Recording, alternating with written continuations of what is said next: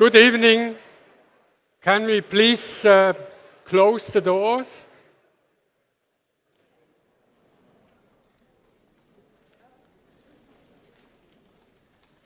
Good evening again. I'm very happy that the 2019 iHEA conference, after a long period of preparation, successfully started yesterday, and that we have had well-attended and very interesting pre-conferences over the last 2 days. As president of the Swiss Society of Health Economics and chairman of the local organizing committee, it is a great pleasure, sorry of that, it is a great pleasure to welcome you to this opening plenary. Many thanks to David Bichet and to Denzel Fiebig and Joanna Coast, the co-chairs of the scientific committee, for the great support over the last couple of months. Our motto, Heights in Health Economics, alludes to the Swiss mountains. It naturally also refers to Peter Zweifel, I hope he is in the audience, who has been a towering figure in health economics over the last decades. I am thankful to Peter for the support he provided to bring the conference to Basel. I would also like to thank the other members of the local organizing committee, Thomas Sütsch, Stefan Bös, Günther Fink and Hannes Schwand, for the excellent collaboration. You will have already noticed that we have 4 conference sites. The Kollegienhaus that you visited for registration is our main site and will mainly be used for the parallel sessions. Close to the Kollegienhaus is the University Hospital, where additional parallel session as well as the concluding plenary will take place. This evening and Tuesday afternoon we will be at the Basel Congress Center. On Tuesday afternoon, after the plenary, we will transfer to the Markthalle, which used to be an indoor marketplace. The Markthalle is easy to reach by public transport and close to the main railway station, in case you should try to find it by yourself.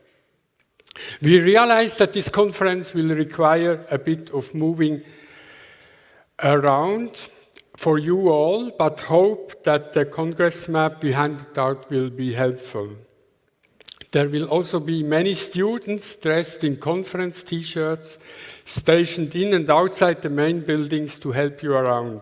I'm very excited about these next 3 days and hope you will get to fully enjoy this conference.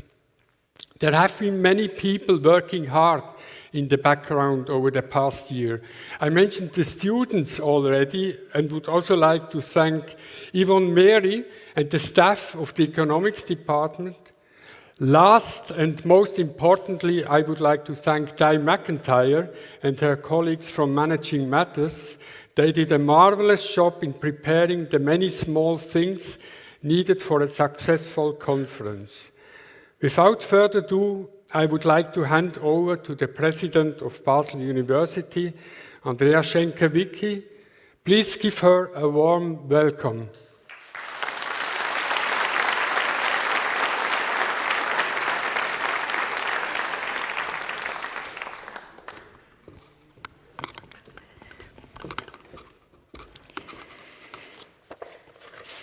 Dear Minister Bruchin, dear President of the iHEA, dear colleagues and partners, dear students, are there some students?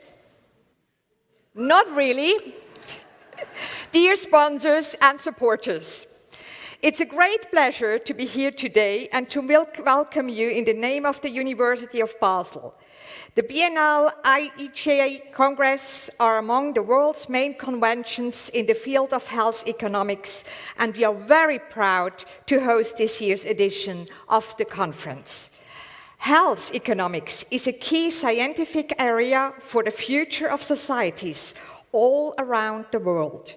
There are several challenges that we face today for which we need creative and innovative solutions. For example, healthcare is still not available to everyone in many low and middle income countries, while in Europe and other Western territories, the costs of healthcare system rise dramatically. As a trained economist, I'm aware of the importance of health economics in addressing such issues, and I'm very curious to learn more about the latest findings and insights. Today, our opportunities as scientists are greater than ever before. The amount of data at our disposal has increased exponentially, allowing for new methodological approaches, much more detailed analysis, and new questions to be answered. I look forward to Professor Chetty's talk on new insights from big data on the relationship between health inequality and economic opportunity. In order to address complex problems and challenges, we increasingly need interdisciplinary approaches, combining expertise in several fields and involving different perspectives. This is why academic cooperation across disciplines is so important. Universities provide an excellent environment for cross-disciplinary contacts and thus play an important role as enablers. Founded in 1460, the University of Basel is the oldest university in Switzerland and has a history of success going back over 550 years. Today, the university has 7 faculties covering a wide spectrum of academic disciplines. It is placed among the leading research universities in the world with outstanding achievements in several fields. In addition to its long humanistic tradition, the university has a strong focus on life science and medicine, making an important contribution to the local pharmaceutical industry cluster. This very dynamic and innovative ecosystem makes Basel the perfect place for health economics. I am very happy that colleagues from the Faculty of Business and Economics, the Faculty of Medicine, and the Swiss Tropical and Public Health Institute, the Swiss TPH, were successful in bringing this conference to Basel. Not only is this reflecting their standing among the peers, it is also demonstrating a productive collaboration between different departments and institutes within the university. A look at the program of the Congress confirms its outstanding level, diversity and richness. I am impressed by the sheer number of participants coming from over 70 different countries. One of the main focus areas of this conference is child health and human capital. A growing body of research shows that child health is a critical input for human capital formation.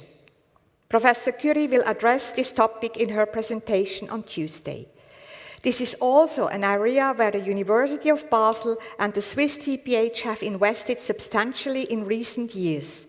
Still, a lot of work needs to be done, and your expertise is needed more than ever.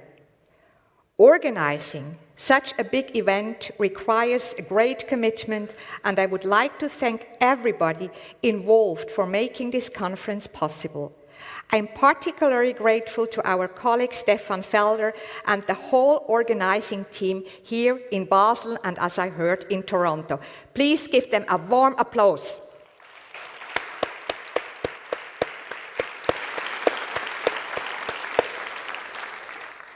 A conference like this could not be organized without financial support.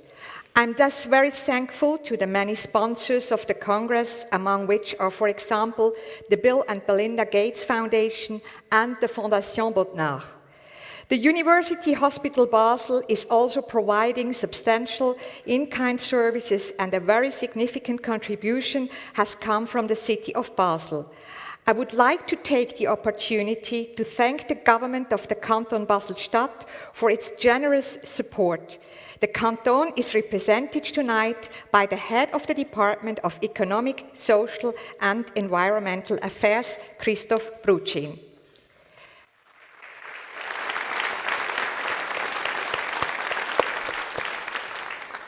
Before I will hand over to him, let me sincerely thank the keynote speakers, the panelists, and all the participants. With your contribution, you will fill the conference with life, making it a very special experience. I wish you all a successful and exciting conference with many stimulating discussions and valuable insight. And to all of our guests, I wish a very pleasant stay at our university and in the city of Basel. Thank you very much.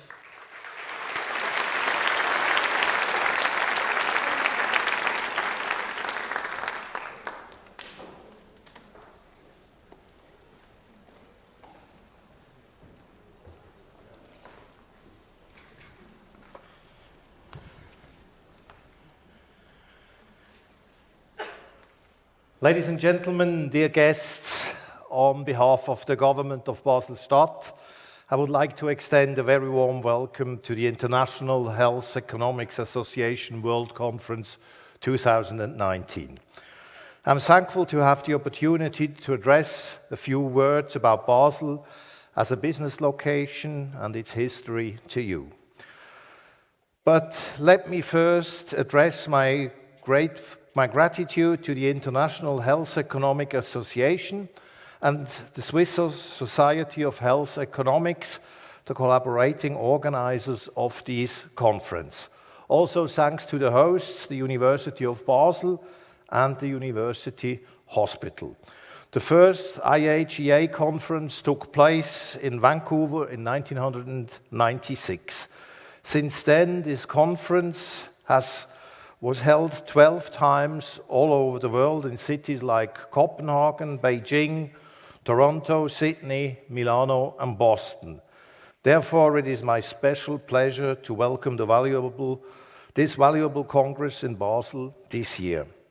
The subject of this year's conference is New Heights in Health Economics. The city of Basel literally reached new heights with the construction of the so-called Roche Tower, completed in 2015. Whether you travel here by plane, by train, by car, the tower often is the first impression of Basel you get. And in 2021, the Roche Tower will get an even taller twin brother. Not only architecturally speaking, but also in terms of the economy, Basel is an attractive and powerful location for Switzerland and Europe.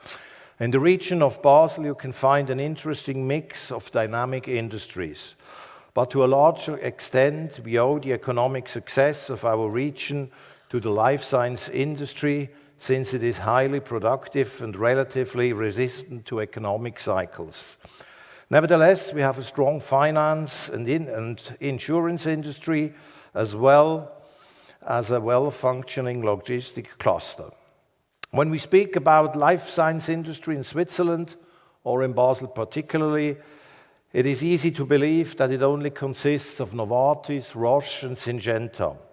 In fact, the Basel region has more than 700 life science companies in different sectors and of various size. This density of companies is unique in the world and is the result of a long industrial process that began in the 18th century. It all started with silk dyeing, which was brought to Basel by immigrants from northern Italy and France, in particular religious refugees. Basel became an international center of the silk ribbon industry in the 18th century. Silk dyeing developed first into the chemical and later into the pharmaceutical industry, with companies like Gegi, Ziba, Lonza, Sandro, and Roche that were all established over 100 years ago. During the 20th century, the industry developed, concentrated, adapted, and eventually became one of the world's prime life sciences clusters. We have to be grateful for this economic history and for the success and the efforts of our industry. At the same time, we are committed to make sure that the industry can continue to expand. Over the next few years, for example, public and private institutions will invest more than 6 billion Swiss francs into infrastructures for the life science industry in our region. Now I would like to switch focus and introduce you to a local cultural tradition, the so-called Basler Fasnacht. It is the biggest carnival in Switzerland. The most striking are the Pfeifer and Tamburenklicken. It's difficult to translate, but you'll see them soon. These play marches as they walk through the city center wearing costumes and masks. Their piccolo flutes are accompanied by the rhythm of their Basel drums. 3 days a year during Carnival, Basel City Center hosts the world's largest outdoor pipe and drum concert. The drums and piccolo flutes are an identification symbol for many inhabitants of the city and the region, and they are deeply rooted in our tradition. So, they're already coming up, so I want to come to an end. Ladies and gentlemen, thank you very much for your attention. Again, a big thank you to the organizers. I wish you all a successful and exciting conference and a nice and interesting stay in our city and region as well. And if ever you enjoy, please come back, take your family with us. Basel is also a beautiful place. We got a lot of museums and is also called the city and town of well-being. Thank you very much for being here. Enjoy your stay.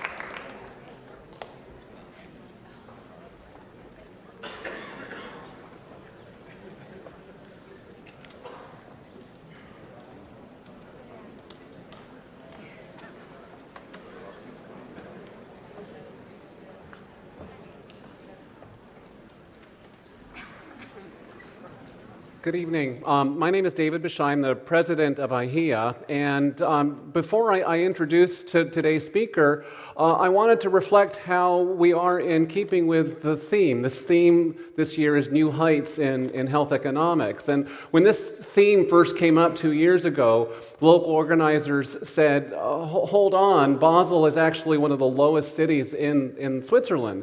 How can we name the theme the New Heights? So, quiz question.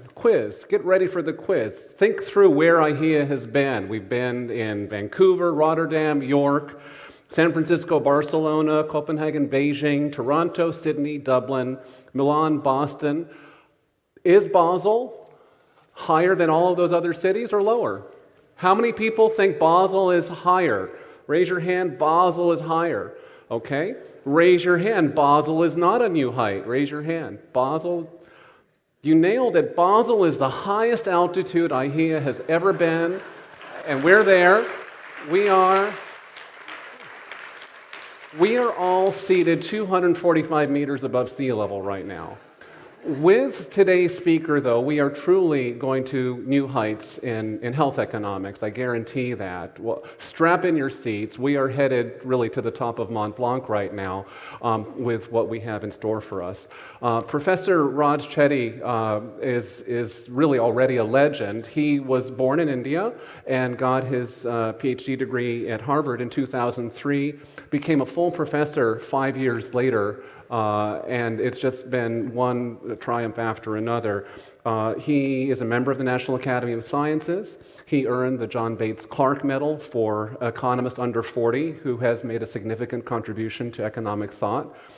Professor Chetty is still under 40, believe it or not. He's still making incredible contributions. He won a MacArthur Genius Award in 2012. And he's also the director of the Opportunity Insights. And so pay attention, because Opportunity Insights is something you should all know about. And as you listen to his comments today, I think you'll be inspired by the work that is happening at Opportunity Insights. He's going to be talking about something that we care about. We care deeply as a field about how places get under our skin and affect our well-being and our lot in life, and how they affect health inequalities. And so you're in for a real treat as he addresses us on his talk today on economic opportunities and health inequalities, new insights from big data. So please let me welcome, and you join me in welcoming Professor Chetty.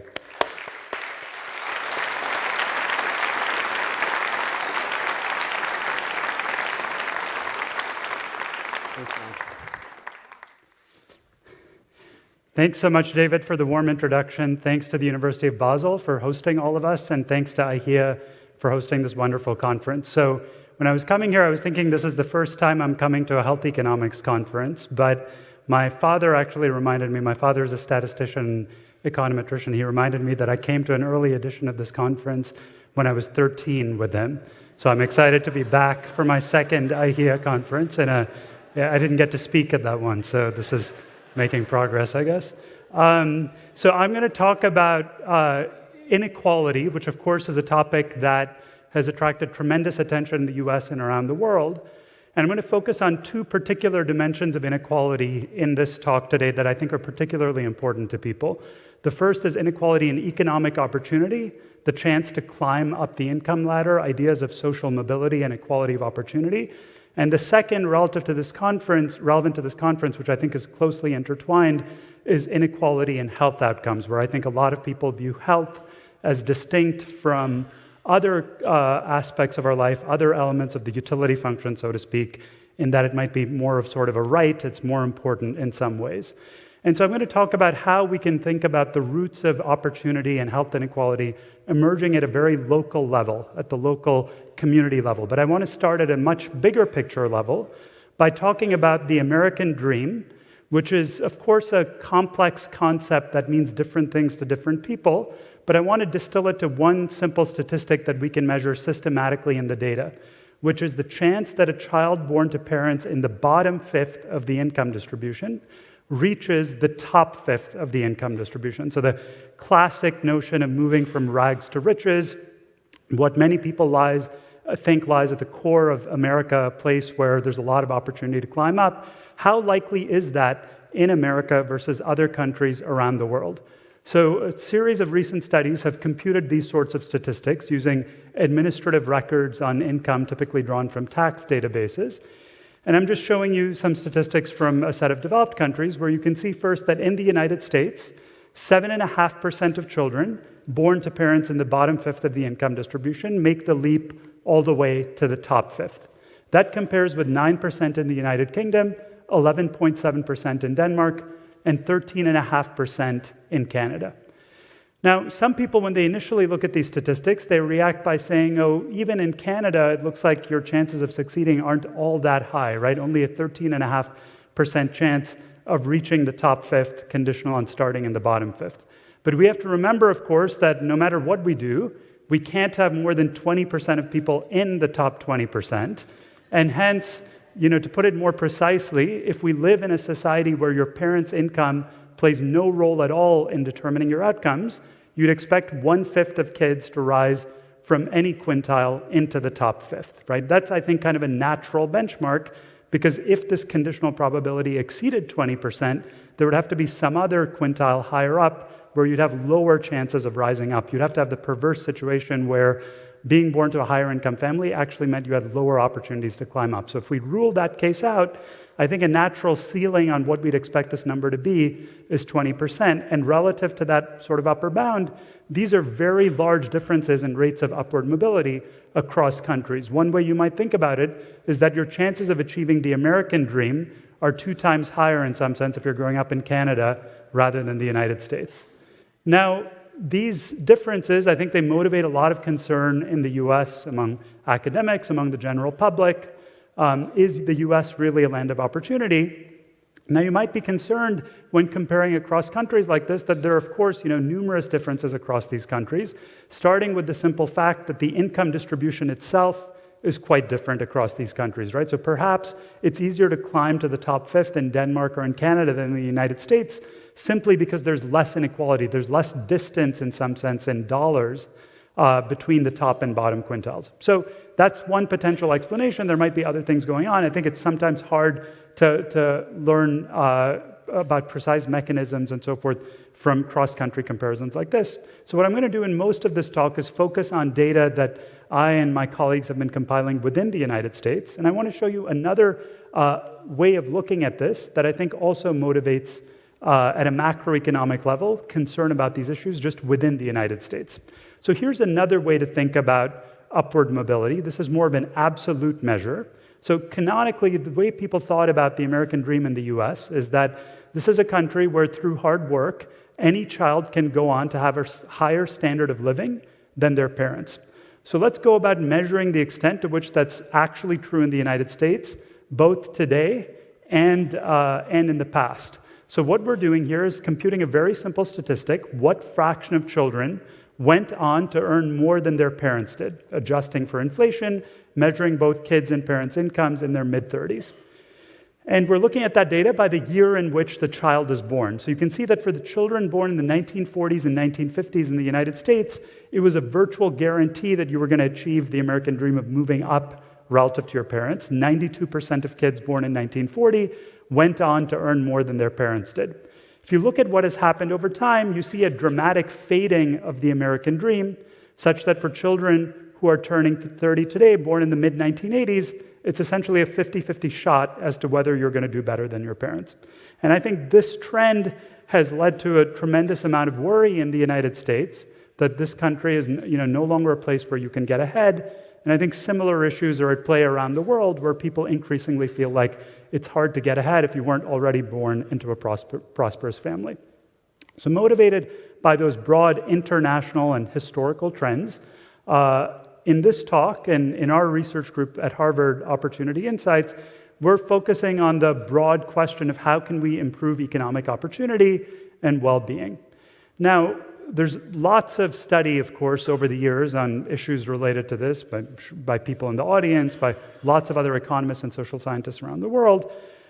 The starting point for the angle I'm going to take here is that I think most empirical evidence on the determinants of economic mobility and other related life outcomes, health outcomes, for instance, has been fundamentally limited by a lack of longitudinal data where we can follow people systematically over time. So in particular, most empirical work on income inequality, for example, has used cross-sectional data, so a snapshot at a particular point in time, to study differences in income or poverty rates within a single generation. So the famous work, for instance, of Piketty and Saez on the increasing concentration of income and wealth at the top of the income distribution uses repeated cross-sections to show how the distribution of income is changing over time. So what I'm going to do in this talk is present an overview of recent research on economic mobility and health inequality and the connections between the two using longitudinal administrative data. So rather than looking at snapshots following a given set of people over time and across generations. And the work that I'm going to talk about draws upon a set of different papers, many of which are based on joint work with my colleagues John Friedman and Nathan Hendren, as well as many, many other collaborators who've contributed to this research. We look at these issues of economic mobility from a number of different lenses. The particular lens that I'm going to focus on today is to look at variation across neighborhoods, to take a geographic look at the data, which, as I hope to convince you, is very useful as a way to understand the determinants of economic opportunity and health inequality. So here's how I'll structure the talk. First, I'll very briefly describe the data and some of the methods that we use. There's a lot more detail in the papers, and I'm happy to talk afterward during the question and answer session with anybody who has questions on that. I'll then divide the talk into two main parts. First, I'll present a descriptive analysis of the geography of economic opportunity and health inequality, documenting a set of facts that I think help us understand what is going on at a subnational level and what might be driving the trends we're seeing at a national level.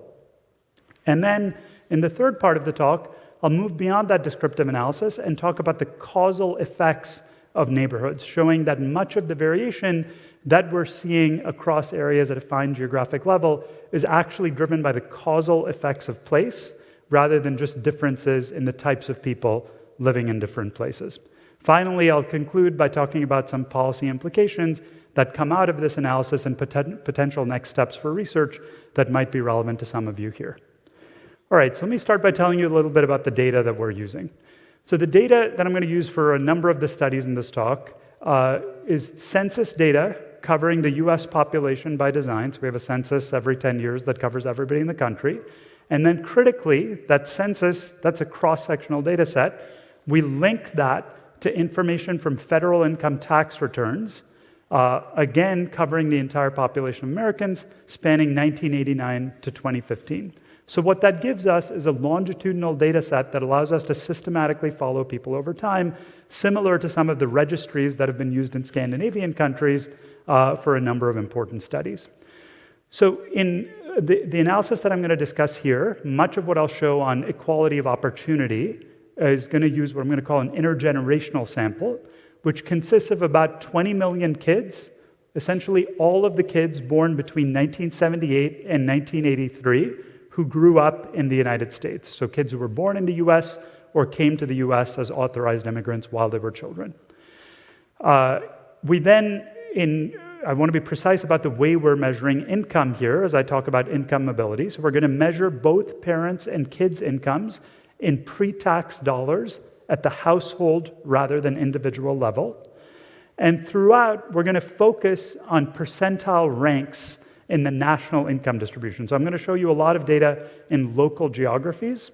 Throughout, however, I'm going to look at your income and how it ranks in the national income distribution. In particular, I'm going to rank kids relative to all other kids born in the same year. So for instance, take the 3.5 million kids born in the US in 1980, rank them from 1 to 3.5 million on the basis of their income, which we're measuring in 2015, so roughly when they're age 35 or so, and then convert that to percentile units. And then same thing for the parents. We rank parents relative to other parents. So these percentile measures, as you'll see in a second, turn out to be quite convenient statistically. They are more immune to outliers, and they stabilize earlier in life than the dollar level of income, which makes them a useful transformation of the income distribution to work with. Okay, so to show you the way in which we work with these percentile measures and a basic statistic that I'm going to focus on, I'm going to start with this very simple picture, which shows you intergenerational mobility in the United States. So what this is plotting is there are 100 dots here, 100 bins, one corresponding to each percentile of the parental income distribution, shown on the x-axis. And then on the y-axis, we're plotting the average percentile that children reach within each of those bins. So this is just a non-parametric depiction of the conditional expectation of kids' income ranks conditional on their parents' income. And you see a strong upward slope here, reflecting the simple fact that if you're born to a richer family, you tend to go on to have a higher income yourself. So if, for instance, you're born to a family in the top 1% of the income distribution, you're ending up somewhere close to the 75th or 80th percentile on average. If you're born to parents in the bottom 1% of the income distribution, you're closer to the 30th percentile of the income distribution on average. Okay? So what we're interested in is understanding why there's so much persistence of income across generations and what drives differences in this relationship across areas. What are the determinants of intergenerational mobility and equality of opportunity? Now, in order to analyze that question and show you how this varies across geographies, in principle, you can construct this curve in every state, in every city, in every neighborhood in America. That's difficult to look at. So what I'm going to do instead is focus on one particular statistic, as I think of as a simple measure of upward mobility, which is the average income rank that children born to parents at the 25th percentile reach on average. And so you can see at the national level, the answer there is the 41st percentile. So kids born to parents at the 25th percentile of the income distribution reach the 41st percentile on average. So that reflects the fact that there is some mean reversion across generations on average. And then just to make that 41st percentile a little bit easier to interpret, we're going to map that back to dollars and just map that to what that corresponds to in terms of the kids' income distribution in their mid-30s. So that corresponds to a household income of about $32,000 a year. So loosely speaking, kids born to parents at the 25th percentile of the income distribution, they end up with an income somewhere around 41st percentile, about $32,000 a year, okay? So that's at the national level. What I'm going to do now is turn to look at these data from a geographic lens. And so before I start to show you that data, I just want to provide some motivation for why you might be interested in these statistics. So if you think about how economic policy is often targeted, we're often seeking to help people in disadvantaged parts of the population. So we're often looking for tags or markers of disadvantage. One natural tag is your current income.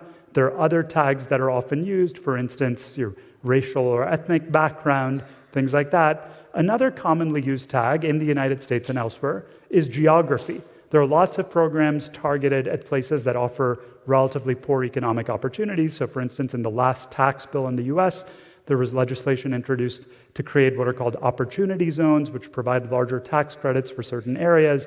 Many programs like childhood education programs, Head Start programs, health interventions, and so forth are targeted based on local economic measures.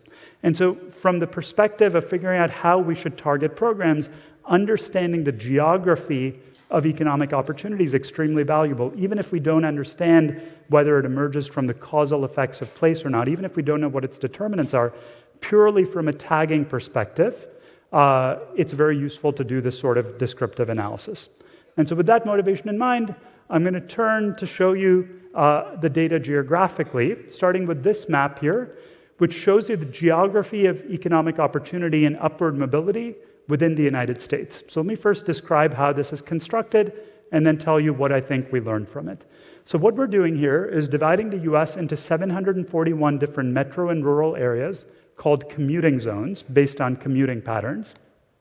And within each of those areas, we're estimating that intergenerational mobility curve that I showed you at the national level, and we're looking at the predicted income of kids born to parents at the 25th percentile, exactly that statistic that I constructed at the national level.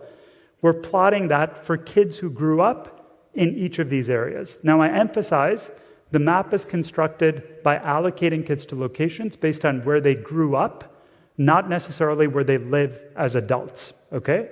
And that's important because in lots of these places, particularly in more rural areas, the way people achieve upward mobility is by moving somewhere else as adults, say to New York City or to Chicago, to get a higher paying job. So everything that I'm going to show you here throughout this talk, when you think of location, think of where you're living as a kid, okay? That's the concept I'm using here.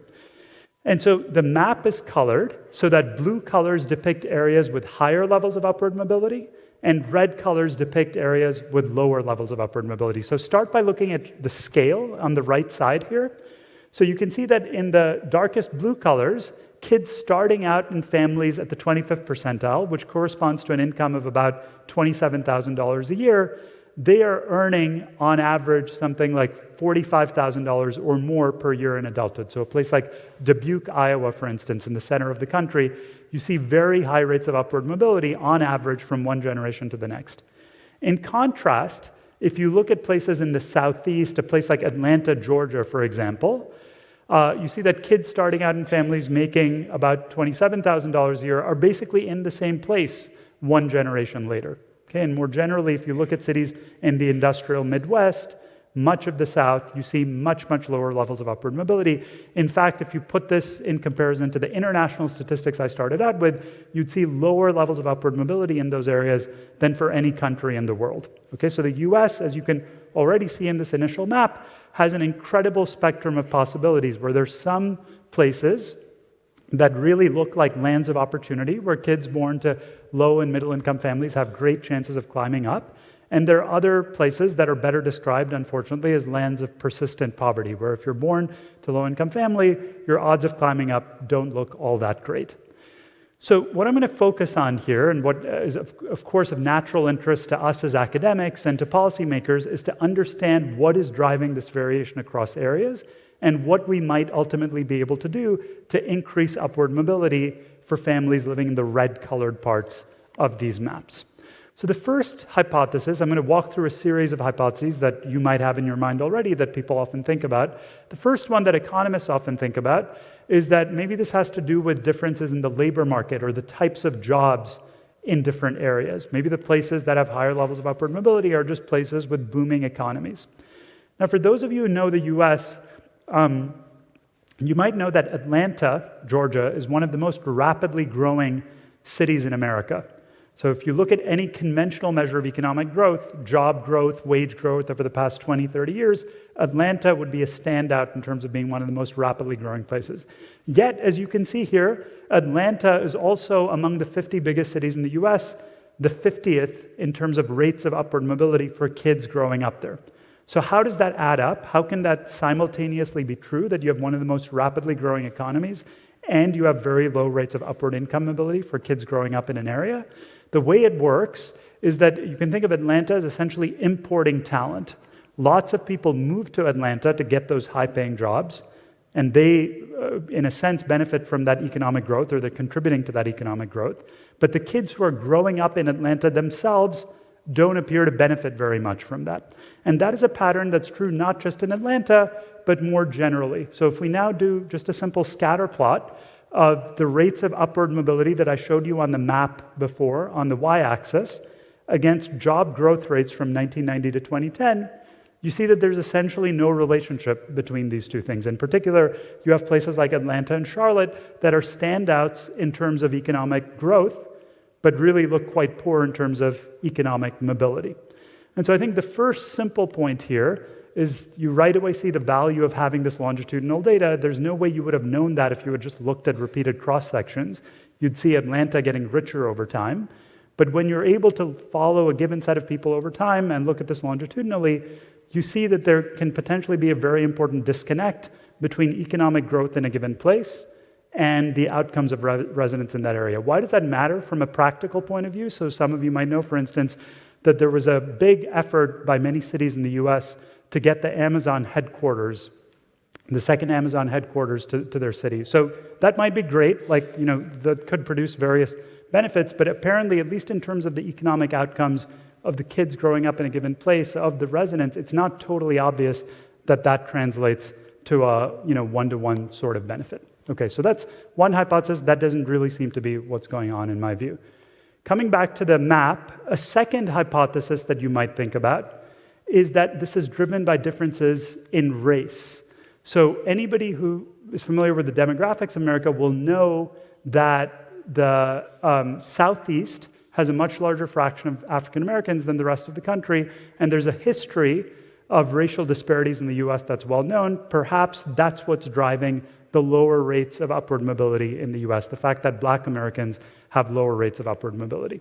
So to get at that, what we're doing in this slide here is breaking down those differences in upward mobility by race.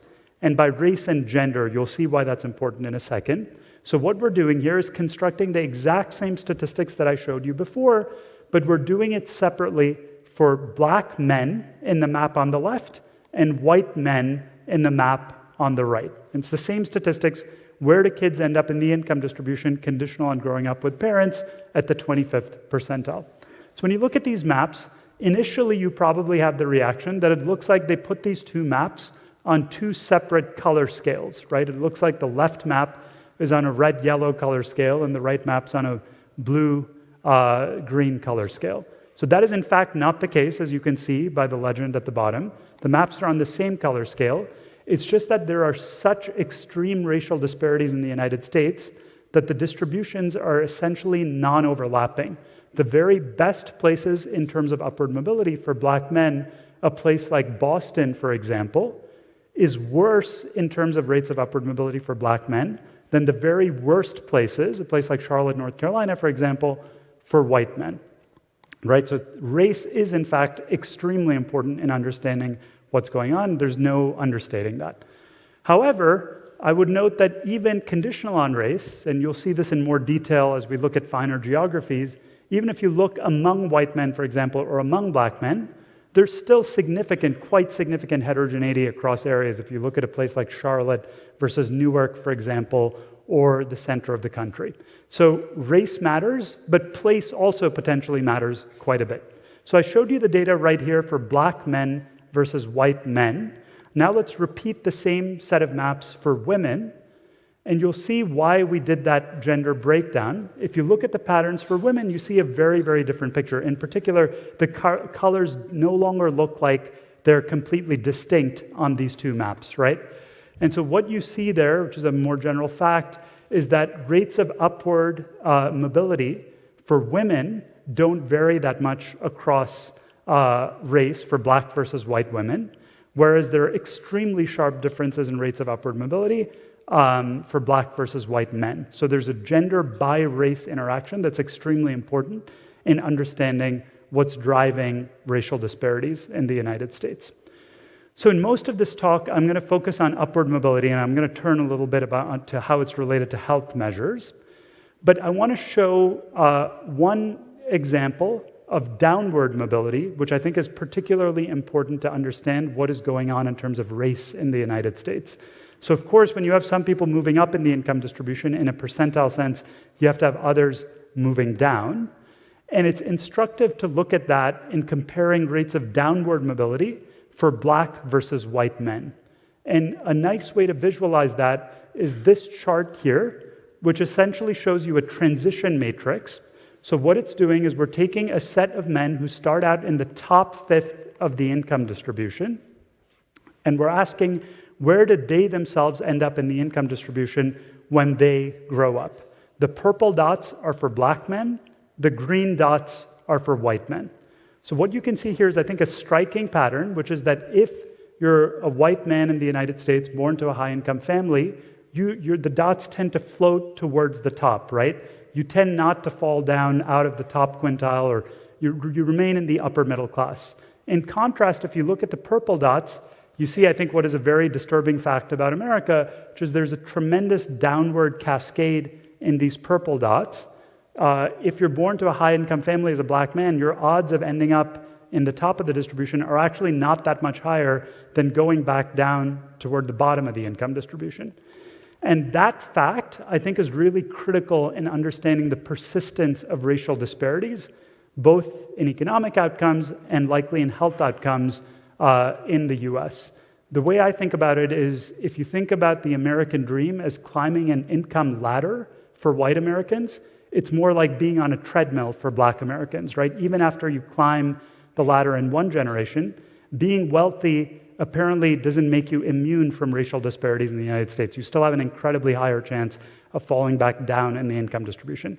And if you think about it from a dynamic perspective, think about a model of income dynamics, that's going to lead to a steady state where blacks persistently have significantly lower levels of income than whites. Okay, so fixing this treadmill kind of phenomenon, I think, is critical in understanding how to address racial disparities. Often when we think about addressing racial disparities in economic outcomes and health outcomes and other domains, we focus on the poorest individuals. But you can see here that focusing on middle class and higher income Black Americans is equally valuable.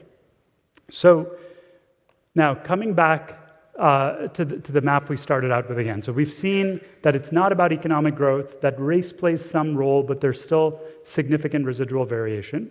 So what I want to do next in kind of uncovering the pieces of the puzzle here is to zoom in to narrower geography and look at the data, not just at this broad regional level, but at a much more local level. And in order to do that, I'm going to ask if we can toggle over to this interactive tool that we've developed called the Opportunity Atlas, which we've just brought up here.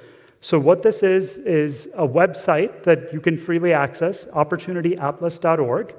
And so we're starting out here with a national view of the data, which is the same exact map that I've been showing you. But what you can do with this tool is you can enter any address you'd like, very much like a Google map, and zoom into any particular place you're interested in the United States to look at the data at a much finer level. So what I'm going to do here is zoom into an address called Nickerson Gardens in Los Angeles, which is a very big public housing project in the city of Los Angeles, okay? And I'm picking this particular address because it illustrates more general patterns that you see in the data more broadly. So what we're doing here is, again, constructing the same exact statistic, and I'm just going to toggle over to this, the same exact statistic that I've been showing you in the maps that we've been discussing so far, but this is now census tract by census tract. So there are about 4,000 people per census tract in the United States. There's 70,000 census tracts overall. So think of this as a very fine definition of neighborhoods. So the first thing you see in this map is that the spectrum of colors on the screen is exactly the same as the spectrum of colors that we saw at the national level. That is to say, you can go 2 or 3 miles down the street in Los Angeles, and it's like you're going from Alabama to Iowa in terms of rates of upward mobility. So you see immediately that the roots of these differences in economic outcomes is hyper-local, right? It's not about broad regional differences or even city-level, labor market-level differences. It's actually much more about the neighborhood level. Now, second, you see some of the extreme nature of the variation across areas. So what you can do with this tool is you can look not just at the data pooling everyone, but you can look at different subgroups. And so I'm going to hone in here on Black Americans. So a lot of the map disappears because the US is an incredibly segregated place, and you just don't have Black people living in a lot of the other outlying parts of LA. And so you don't have the data there. And I'm going to focus specifically on Black men, okay? So look at what the number there shows on the upper left. You can see that Black men growing up in this census tract, this Nickerson Gardens public housing project in Los Angeles, they have an average household income in adulthood of $7,300, okay? So that's the mean, incredibly low level of income. And if you look actually at the very lowest income families. So these are the families that are most likely to be living in this public housing project. This is the bottom 1% of the income distribution. The very bottom, average incomes in adulthood for those men is only $3,300.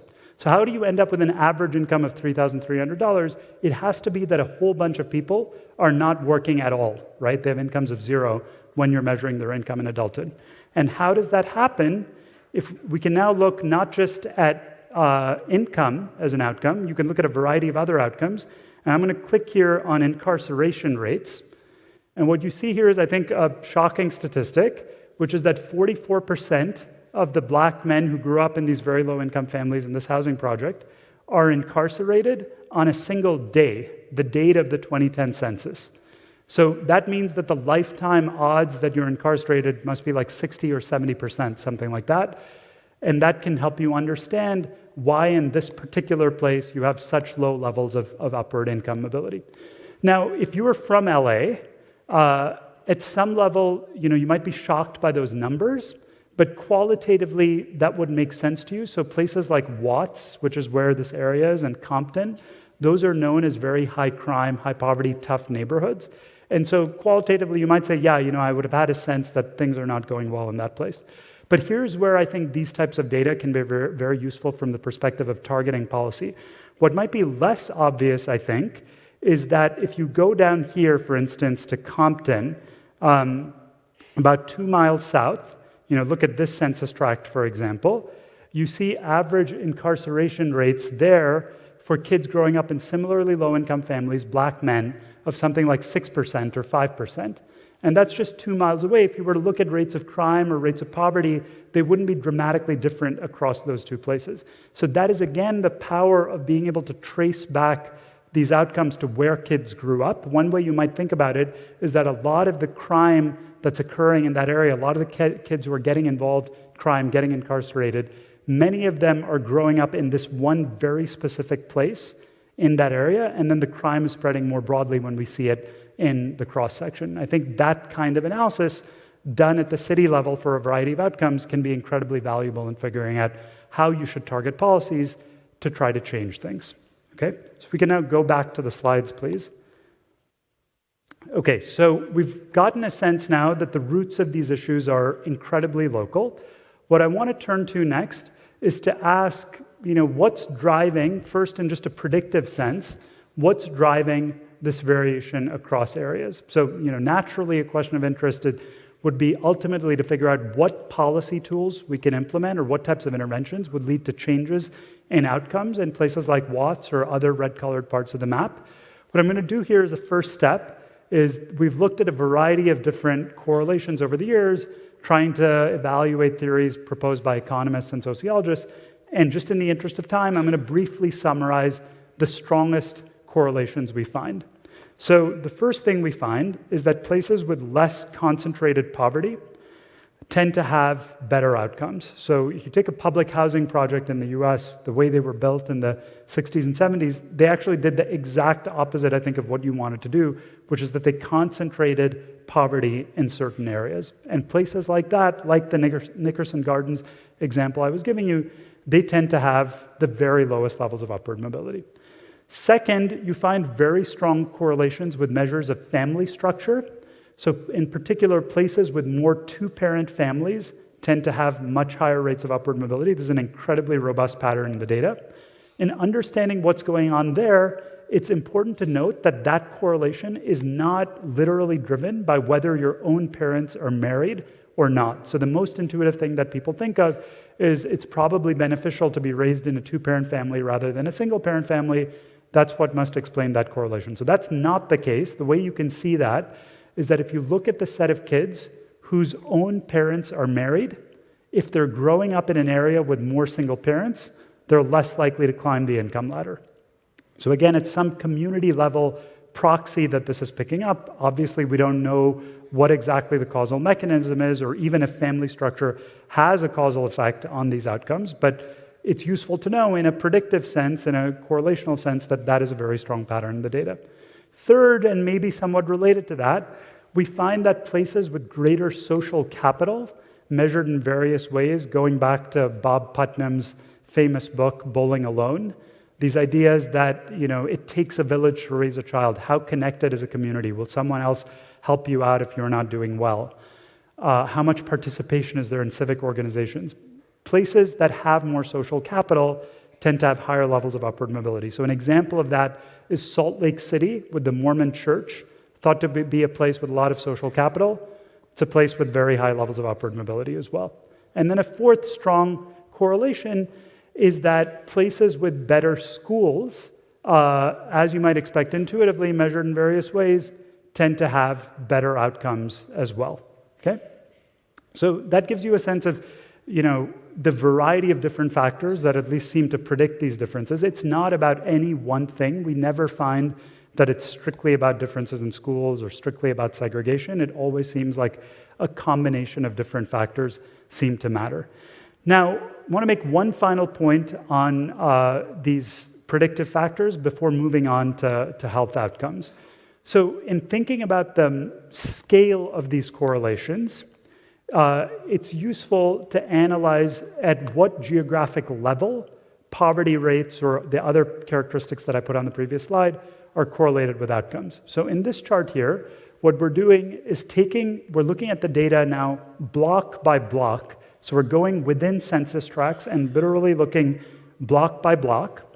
And we're basically running a regression of the measures of upward mobility on poverty rates in your own block, 1 block over, 2 blocks over, 3 blocks over, and so forth. And what you see in that first dot is that there's a significant negative correlation between poverty rates in your own block and rates of upward mobility. Now, this is what you see for the block that's 1 over, controlling for poverty rates in your own block. Remember, this is a multivariable regression. So you see that that coefficient is something like 40% smaller than the poverty rate in your own block. And now I'm going to repeat that for each of the subsequent blocks, okay? And what you see is an incredibly rapid rate of decay. Once you're more than about 0.6 miles away from where your house is, conditions beyond that radius have absolutely no predictive power for your outcomes. So this is the sense in which I think the determinants of opportunity are incredibly local. We start out with notions of the American dream and comparing across countries and so forth, but I think the origins of those important national issues are extremely local. Think of it as like a half-mile radius around each person's house. That's the level at which environment seems to matter, okay? Okay, so I've spent a lot of time talking about economic outcomes. I now want to turn to inequality in health and show you where there's some parallels and where I think there are some differences. So broadly, I think the lesson that's going to come out of this is that differences in economic opportunity are strongly associated with differences in a variety of other life outcomes we've looked at, and most notably health, most relevant here. So the way I'm going to show you that is by talking about some work we've done with my colleague David Cutler, Michael Stepner, and a number of others, where we examine variation in health outcomes by income and geography using an analogous approach. We measure life expectancy at age 40 in particular, using 1.4 billion records on income and mortality from 2001 to 2014. So different analysis sample here. We're basically taking everybody in America, 40 and older, from 2001 to 2014. We have all of their income records over those years, and we have records from the Social Security Administration on mortality for the full population, okay? So I'll start with this chart, which just shows you a very simple measure of race-adjusted life expectancy versus household income. And what you can see here, I'm starting here by showing you the data for men. Again, similar plots to what I was showing you initially. Now so we're putting household income on the x-axis. On the y-axis now is your life expectancy at age 40. And you can see that there's a very steep gradient here. Men in the top 1% of the income distribution at age 40 can expect to live for another 47 years. Men in the bottom 1% of the income distribution, in contrast, can expect to live about 15 years less. Okay, so that's a huge difference in terms of rates of life expectancy. If you now replicate this series for women, you also see quite a steep gradient, although it is noticeably shallower, right? So for women, there's about a 10-year difference in life expectancy between the top and the bottom of the income distribution. And you see a pattern that I think increasingly we see in many contexts, which is women tend to do better in the face of adversity. So at the bottom of the income distribution, you see a really steep decline in terms of life expectancy for men. For women, there's less of a fall off. And in particular, we all know that life expectancy is higher for women than men, but you see that there's almost a convergence among high-income individuals. That gap is largely driven by people at the low end of the income distribution. Okay? So to provide some context for these gaps, again, I find it useful to make international comparisons. So what we're doing here is plotting the US data that I just showed you on the previous slide, just looking at men here for illustration, for the various percentiles. So United States, first percentile men, that's at about 73, as we saw before. United States, top 1% shown by P100 here, that's at about 87. And all of the other lines show you the average life expectancy for all the other countries in the world, not disaggregating by income, just what the means are. So what you see here is, again, there's a dramatic amount of variation within the US. The poorest men in the United States have life expectancy comparable to men in Pakistan or Sudan. The highest income men in the US have higher life expectancies than anywhere in the world on average, okay? So initially, we were doing these sorts of comparisons because we didn't have measures of life expectancy by income in other countries to compare to. More recently, other researchers have been using similar methods to construct similar estimates of life expectancy in other countries. And we're starting more broadly an international collaboration where we have a dozen or so countries where people are systematically using the same methods to construct similar charts. And I'm going to show you one example here from a recent paper in JAMA by Kinge et al. In Norway, where the blue series is what I showed you before for the US for men. The green series is the analogous thing constructed as similarly as possible in Norway. And you see, I think, what is an interesting, perhaps intuitive, but I think a quite interesting pattern, which is if you're rich, your life expectancy is basically the same in the US and Norway. And if you're poor, your life expectancy is much lower in the US than in Norway. So that's for men. Here's the same thing for women. You see exactly the same pattern. So the reason, you might have expected less inequality in the Scandinavian countries than the US. I think that's intuitive. What I found more interesting here is the convergence at the top, right? So often people talk about a potential trade-off between inequality and average outcomes. There's a view that, if we have less inequality, maybe there's less healthcare provided to people at the top of the distribution. They're not able to get the same types of services and so forth. Maybe there's some trade-off there, in which case you might expect that green line to come below the blue line at some point. But as you can see, that doesn't really seem to happen. It seems like it basically pivots at the top. And you'll see that that's a generic pattern that we find more generally. To show you that, I'm now going to go back to the United States, and rather than looking across countries, I'm going to look within the US and construct the same types of charts, but now look at people who are living in New York, San Francisco, Dallas, and Detroit as 4 examples. And notice you see exactly that same pattern, right? Across places in the US, there's a convergence in life expectancy for the rich, so it doesn't matter a lot which part of the US you live in if you're rich. At the bottom, there are really big discrepancies across places. So, for instance, people with comparable income in Detroit versus New York City, and let me just emphasize, these are race-adjusted, so we know there are racial differences in life expectancy, but we're controlling for that. So controlling for race, if you're at the bottom of the income distribution, there's about a 6-year or so difference in life expectancy between Detroit and New York. Just to give you a sense of scale, the CDC estimates that if we were to eliminate cancer as a cause of death, we would increase life expectancy by about 3.2 years. So it's sort of like, in New York City, there's a tremendously lower incidence of cancer than in Detroit, even larger than that, right? So these are really big differences across places. So that's for men. Again, you see very analogous patterns for women. I think some of these are striking, like for instance, if you look at New York and San Francisco for women, that gradient is almost flat. In some of these places in the US, there's very little difference in life expectancy between low and high income people, in stark contrast with what you see in other parts of the country. So I've been focusing on 4 particular examples here. Let me now turn back to show you what this looks like on a national map. So this is plotting average life expectancy, race-adjusted, for men at the age of 40. Dark red colors depict areas with lower levels of life expectancy. Yellow colors depict areas with higher levels of life expectancy. And again, you see a pattern. You should notice that this looks broadly similar to the maps of economic mobility that I was showing you. The correlation is about 0.6 or 0.65 between those 2 measures. So in particular, you can see the Southeast and much of the industrial Midwest has lower levels of life expectancy than other parts of the country, like the coasts, right?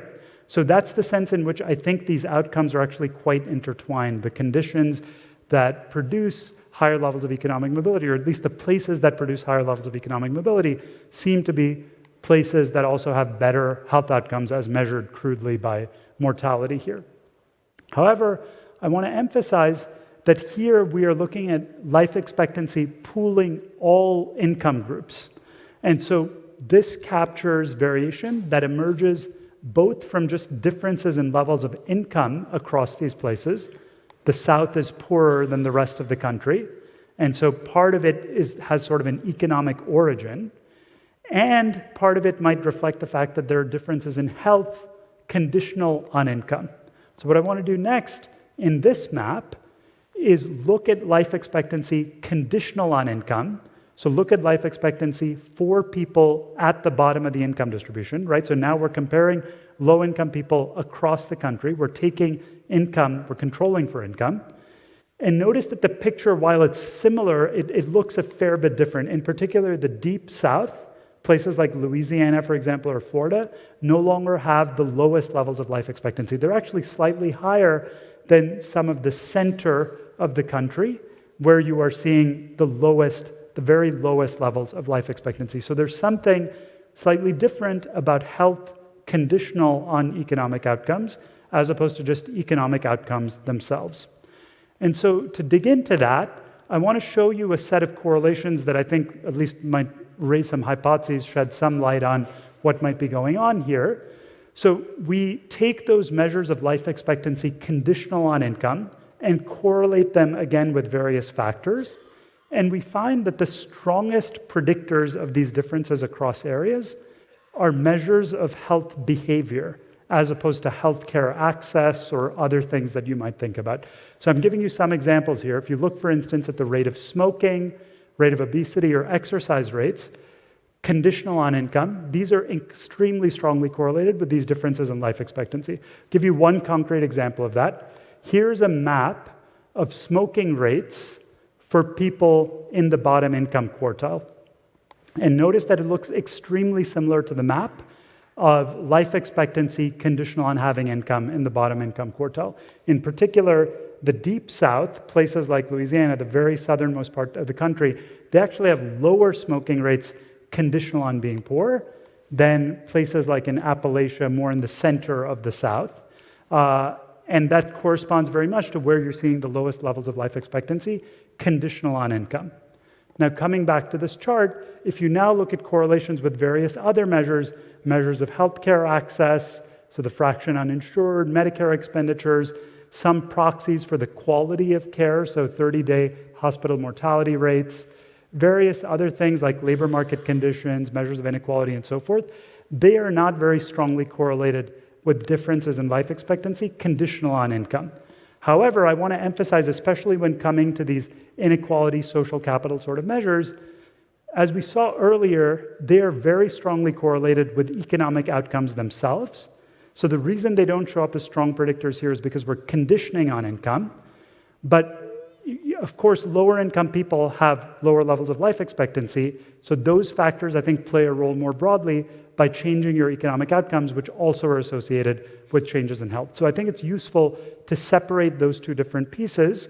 What are the drivers of health inequality conditional on economic outcomes, and what are the drivers of differences in economic opportunity more broadly? That's how I see the link between these two things that I'm talking about.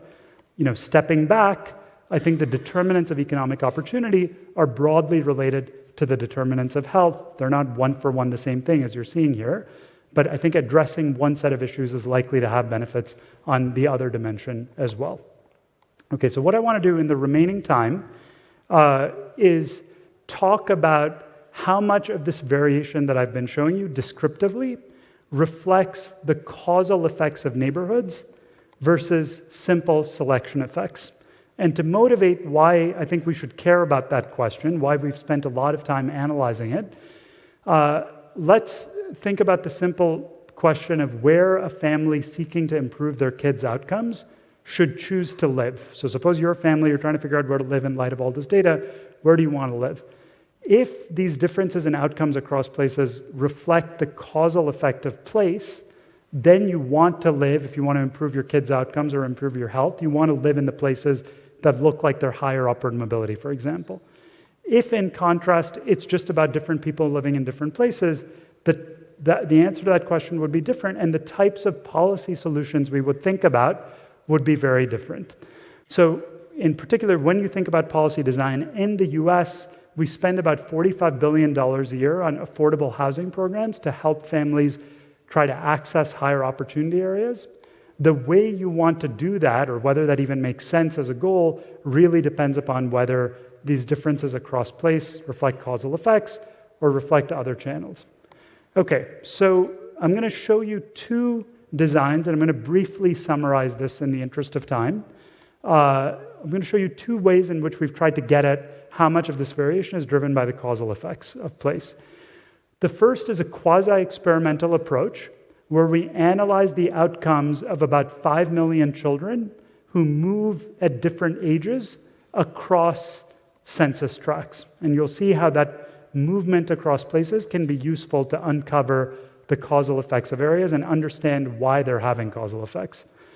The second set of evidence I'm going to talk about is from a pure randomized trial, what's called the Moving to Opportunity experiment, random assignment of housing vouchers to families living in high-poverty housing projects that led them to move to different places. And we're going to compare their outcomes using this longitudinal data and use that as a direct way to estimate causal effects.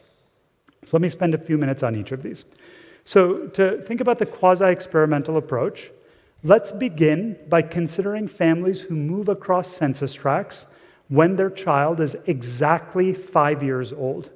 And specifically, to give you the econometric details here, what we're going to do is regress the kid's income rank in adulthood, which I'm going to call YI, on the mean rank of children with the same parental income level in the place to which they move. Okay, so I see where you're moving. I'm going to call the average rank of people at your parent income percentile in that destination, people who grew up there from birth. I'm going to call that Y bar PD, and I'm going to regress your own outcome, YI, on that Y bar PD. And that's going to give me a coefficient BM, which is going to vary depending upon the age M at which you make that move. Okay, that's the coefficient I'm going to be interested in is this BM coefficient. And one note, I'm going to include parent decile by origin fixed effects here so that I'm identifying this BM coefficient purely off of differences in destination. So think of a set of people who start out in the same place, they then move to different places. We're going to look at how their outcomes relate to the outcomes of the kids who grew up in those destinations from birth, okay? So starting with the kids who move exactly when they're 5 years old. So this is a binned scatter plot where on the x-axis is the difference in predicted ranks in the income distribution based on the kids who grew up in the destination versus the origin area from birth. So to make that concrete, if you take the plus 10 number on the far right, those are kids who are moving to a place where the kids who grew up there from birth, on average, ended up 10 percentiles higher in the income distribution than kids in the place from which they started. So they are moving to much higher upward mobility places. And the kids who are moving to the places that say -5, they're moving to much lower upward mobility places. What we're plotting is the average income rank of the kids who moved themselves. This is for the children who move when they're exactly 5, okay? And so what you see here is there's a strong positive association between these two things. There are hundreds of thousands of observations behind this figure. We're just showing you the conditional expectation by binning this into 20 dots to make it easier to see. And you can see the slope of this line is 0.81, which means that if I move to a place where I'm predicted to have 10 percentile point higher income, I'd end up about 8 percentile points higher in the income distribution. Okay, so that's for the children who move when they're exactly 5 years old. It's consistent, this evidence is consistent with the idea that there are causal effects of place, because moving to a place where people are doing better is associated with better outcomes. But of course, you would worry that the people who are moving to those better places, they're different types of people than the people who are moving to the worst places, right? So you can't conclude just from this that places have causal effects. So what we're going to do now is repeat that analysis, not just for 5-year-olds, but also for kids who moved at age 2, 3, 4, and so on. And what we're plotting is the slope of that line that I showed you on the previous slide. So I've highlighted in red that 0.81 slope that we saw for the 5-year-olds. And we're repeating that slope estimate for kids who moved at a variety of different ages. And what you can see here, I think, is two key patterns.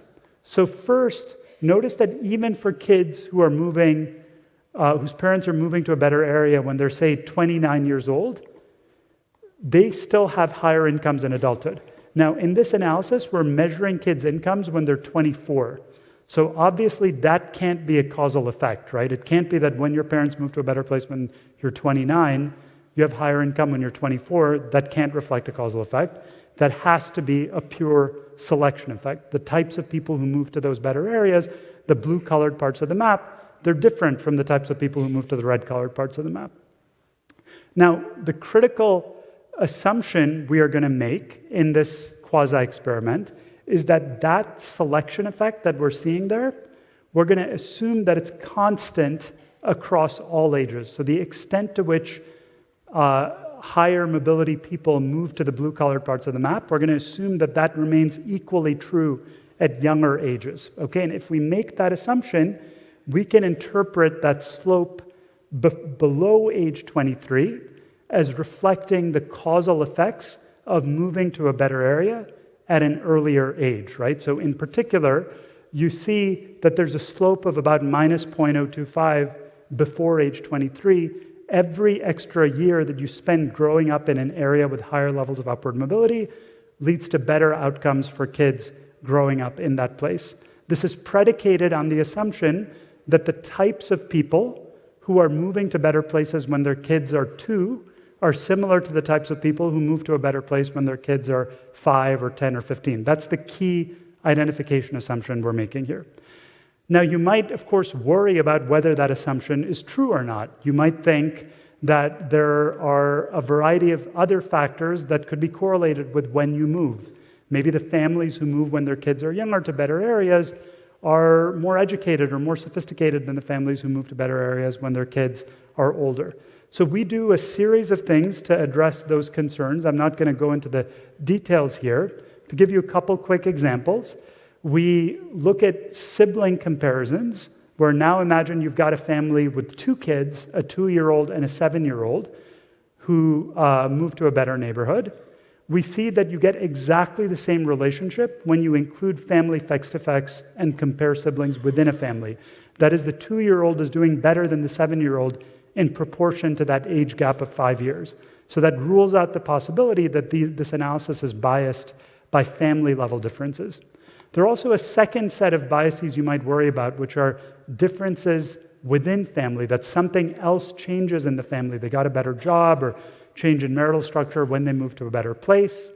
We do a series of other tests, what we call outcome-based placebo tests, that we think address those issues. So let me give you one particular example. So imagine you have both a son and a daughter. We find that there are some differences, as I was showing you earlier, across areas in terms of which places are particularly good for boys and which places are particularly good for girls. We find that if you move to a place that's particularly good for boys with your son and daughter, your son's outcomes improve in proportion to the amount of time you spend growing up there, but your daughter's outcomes don't change at all. That is, there's a very gender-specific transmission of these exposure effects. And it's hard to imagine that there would be other emitted variables that would exactly line up like that and produce that gender-specific pattern, cohort-specific pattern, and so forth. And so based on that and other related evidence, we conclude that it really looks like places have significant childhood exposure effects, that is, in duration to the dosage of time you spend growing up in an area, your outcomes seem to change. And something like 60 or 70% of the variation we're seeing in the maps that I've been showing you reflects the causal effects of place rather than differences in the types of people living there. So the last thing I want to do on this is show you some related evidence from the moving to opportunity experiment. So as some of you might know, the moving to opportunity experiment, the way it worked is that they took a set of families in 5 major cities in America. They all started out in very high poverty public housing projects. So for example, here in New York, they started out in what was known as the Martin Luther King Towers in Harlem. And some of these families were randomly assigned to just have the opportunity to stay in the Martin Luther King Towers. Some of them got what was called a conventional Section 8 housing voucher. Think of it as like rental assistance worth about $10,000 a year, where they could rent an apartment wherever they'd like. Many of those families moved to a place called Soundview in the Bronx, about 6 miles away from the Martin Luther King Towers. And then a third group received what was called an experimental voucher, a voucher that had to be used in a low-poverty, high-opportunity area. Lots of those families, in this case, moved to a place called Wakefield in the North Bronx, about 10 miles away from the Martin Luther King Towers. Now, importantly, families were randomly assigned to these three groups, so we can just compare outcomes across these three groups to evaluate, to identify causal effects. And what we find is a pattern that is very consistent with what I was just showing you with those childhood exposure effects. In particular, if we just do a simple comparison of means, essentially, of average earnings for kids who moved at young ages before the age of 13, we're now following them with the tax data, measuring their earnings in their mid-20s. You see that kids assigned to the Section 8 or experimental voucher groups are earning about 30% more than kids in the control group, and they're significantly more likely to go to college than kids in the control group. Now, in contrast, if you look at kids who move at older ages, or you look at adults who moved, you find essentially no impact on economic outcomes, very consistent with this idea that neighborhoods matter in proportion to childhood exposure. You've got to get there at a young age in order to see significant economic impacts. Now, interestingly, if you look at health impacts, as my colleague Larry Katz, Jens Ludwig, and other collaborators have done in this set of charts here, you see significant health gains on both mental health and physical health measures from moving to these higher opportunity areas, even for the adults, okay? And so again, we see some intertwining of the types of environments that lead to better economic mobility for kids and better health outcomes for adults, mirroring what I was saying earlier. So these patterns that I've been showing you, I focused mainly on the US because that's where our group is focused. That's where at this point I think we have a lot of the best data. But since we've put out some of these studies, people have documented very similar patterns elsewhere. So for instance, in Australia and Canada and Denmark, you repeatedly see this childhood exposure pattern that I've been showing you, this dosage effect of neighborhoods. So it's a quite robust finding, I think, across settings. And so the bottom line, I think, that I'd like you to take away from all this is that neighborhood environment, I think, matters greatly for economic opportunity and health. To put one number on it, moving at birth from a census tract at the 25th percentile of the income distribution to a tract at the 75th percentile within your own county, so a local move, would increase your lifetime earnings, based on the estimates I've been showing you, by about $200,000 cumulatively over your lifetime. So there's a lot at stake here, right? And so where I think that leaves us in terms of policy, and I'll wrap up with this and then just talk about next steps, I think there are two paths that you might think about. One is you can think about reducing segregation in our society by helping families move to higher opportunity areas. And then second, so there's sort of a moving to opportunity approach. The second, recognizing that you can't possibly move everyone, that's not a solution that will work in equilibrium, figuring out how you invest in places that are lower opportunity to improve outcomes in those places. And so we are doing work on both of those dimensions. At the moment, we're running a big experiment in Seattle that we're calling Creating Moves to Opportunity, where we're trying to help low-income families with housing vouchers move to higher opportunity areas by providing them assistance in the search process. We'll release the results of the study in about 2 weeks. And just to briefly preview, we find dramatic impacts where you can substantially change where families choose to live as a result of addressing some of these small barriers that might prevent them from accessing higher opportunity areas. So I think that is a very promising, if not fully scalable approach that can be used to tackle these issues. Second, in parallel, we are trying to study what types of place-based investments can be most effective in improving economic opportunity, using longitudinal data, studying in particular what types of human capital development efforts can lead to better outcomes in the red-colored parts of the maps that I've been showing you. Because I think the honest answer is we don't yet know which types of policies actually are most beneficial at a local level in terms of improving economic opportunity and health. And that's an area where I think there's a lot of good work to be done. And I hope some of the researchers here will be interested in doing that. So let me end. I'm going to skip this in the interest of time. And I just want to conclude by talking about how in our research group, we're trying to support future work on equality of opportunity, and I hope some of this will be helpful to those of you who are interested in these issues. And so we're doing that in 3 ways.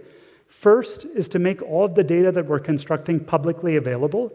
So all of the local area statistics for the United States that I've been showing you here can be downloaded from the web if you want to use them from research purposes, or used through this interactive opportunity atlas tool that I was showing you. Second, we're creating and trying to help support what we're thinking of as a global network to study these issues. Our team, given there are only so many things we can do, we're focused on the US, but we're interested in supporting other researchers, perhaps some of you who are here, who would like to construct and analyze similar statistics in other countries.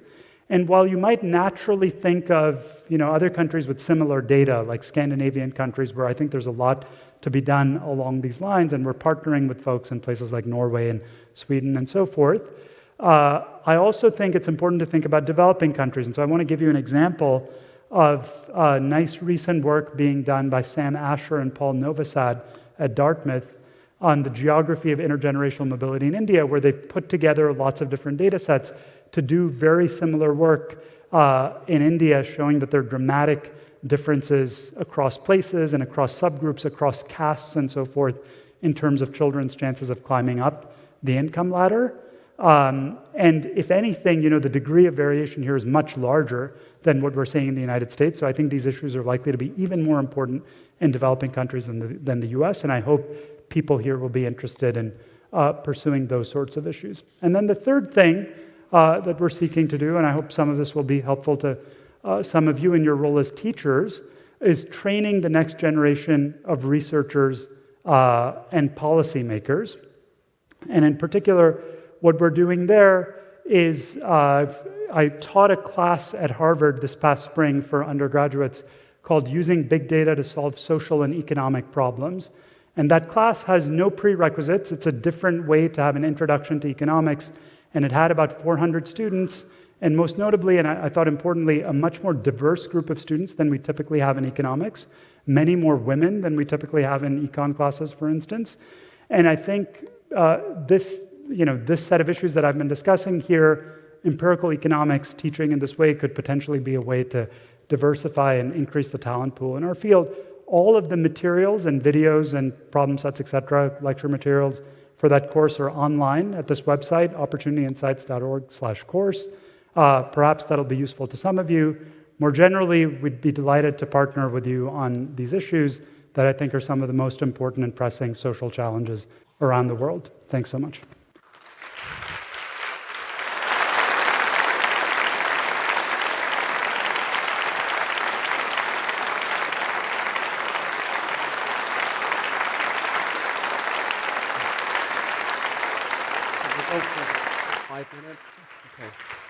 Great. So Professor Chetty has agreed to go on for 5 minutes. I know we're at time, and I know a reception awaits, but there are volunteers with microphones around. Raise your hand. We're going to take a rapid round of 3 questions. Let Dr. Chetty answer, and if we have more time, we'll go for another round. So please raise your hand, and somebody with a mic will find you. We got some up here. So volunteers, there's one hand up here.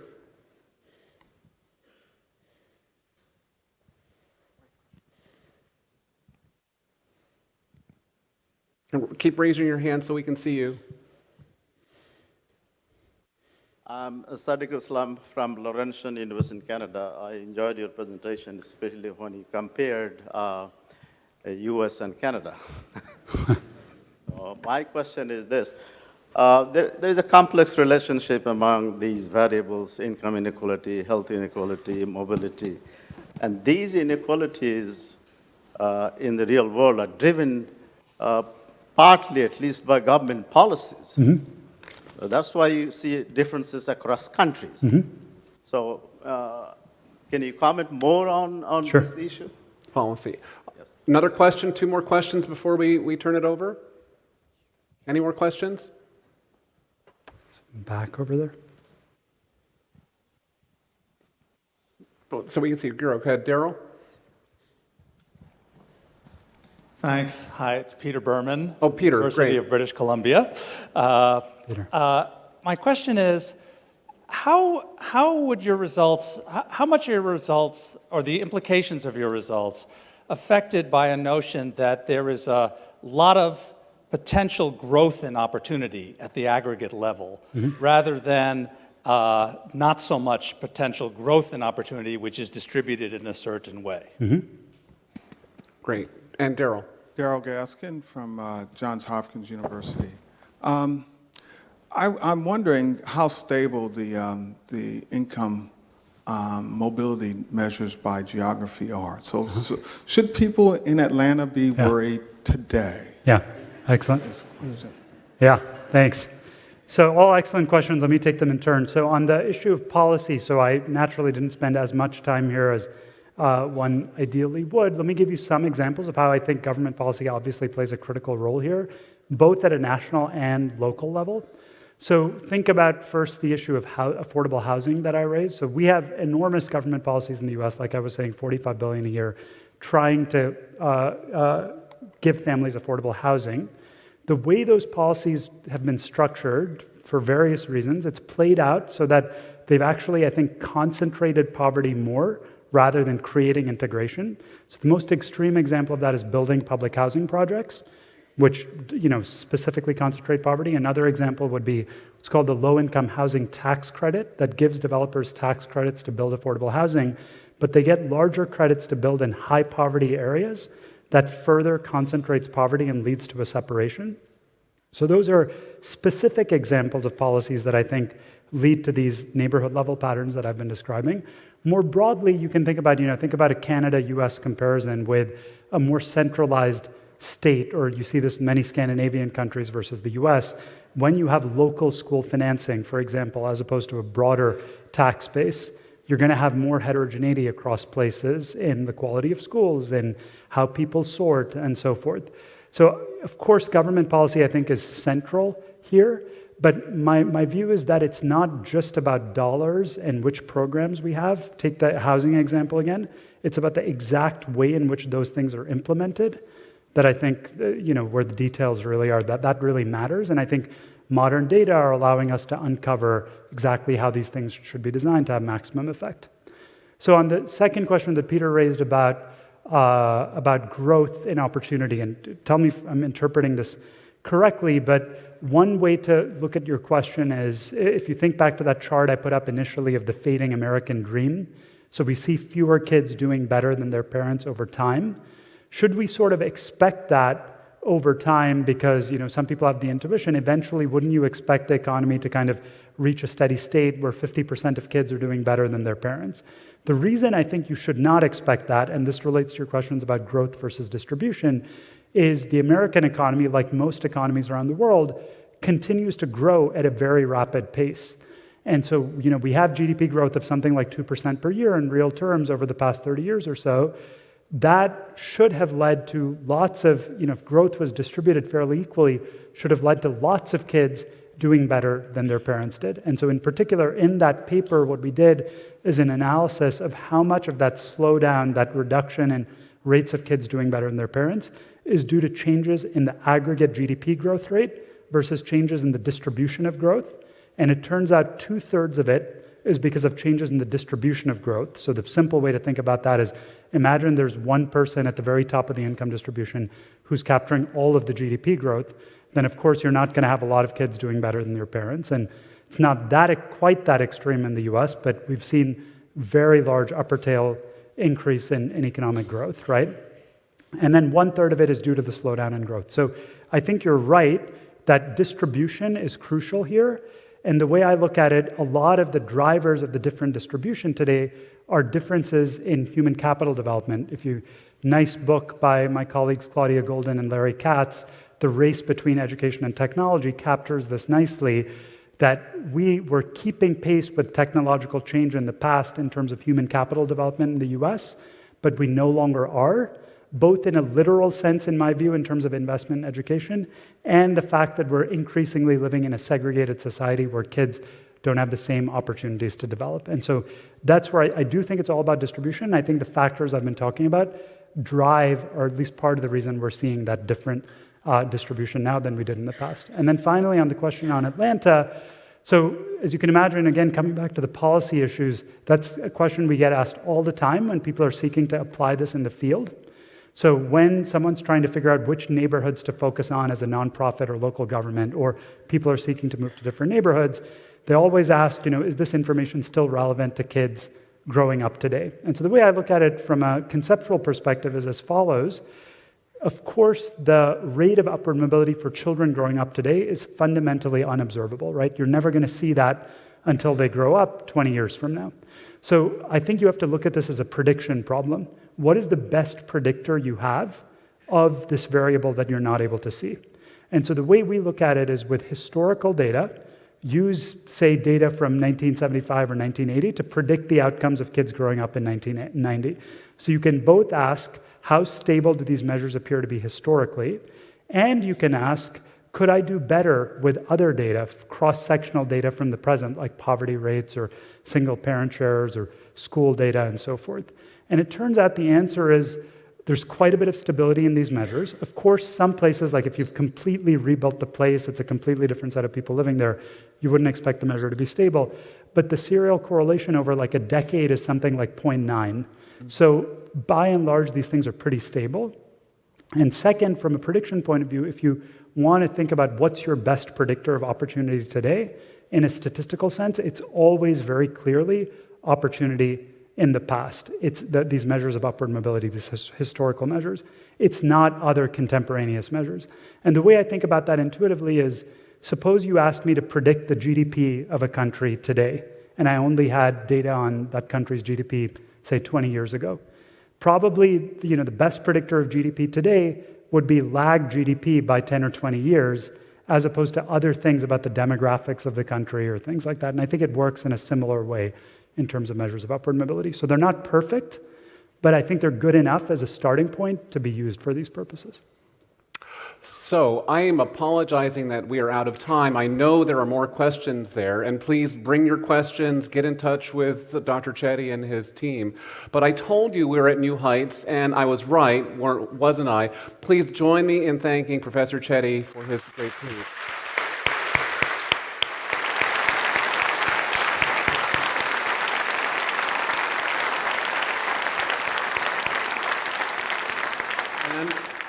A reception awaits you. Please enjoy the reception, enjoy the meeting. Welcome to Basel. It's going to be a great week together.